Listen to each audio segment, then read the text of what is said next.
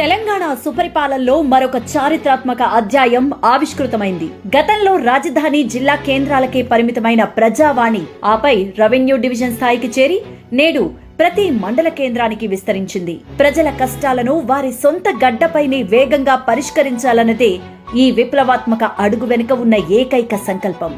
ఇక నుంచి ప్రతి సోమవారం ఉదయం 10 గంటల నుంచి మధ్యాహ్నం 1 గంట వరకు మీ స్థానిక ఎంపీడీఓ కార్యాలయంలో మండల ప్రజావాణి అందుబాటులో ఉంటుంది.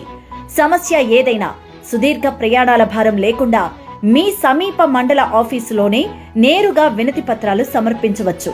అధికారులే ప్రజల వద్దకు వచ్చే ఈ అరుదైన వేదికపై ఎంపీడీఓ, ఎంఆర్ఓలతో పాటు వ్యవసాయం, విద్య, వైద్యం, శిశు సంక్షేమంతో సహా ఏకంగా 23 శాఖల అధికారులందరూ ఒకే చోట అందుబాటులో ఉంటారు.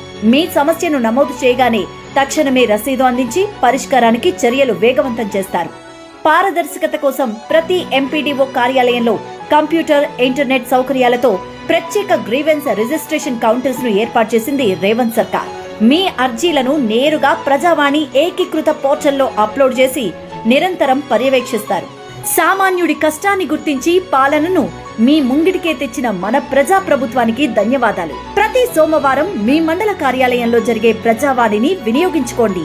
మీ సమస్యలను వేగంగా పరిష్కరించుకోండి.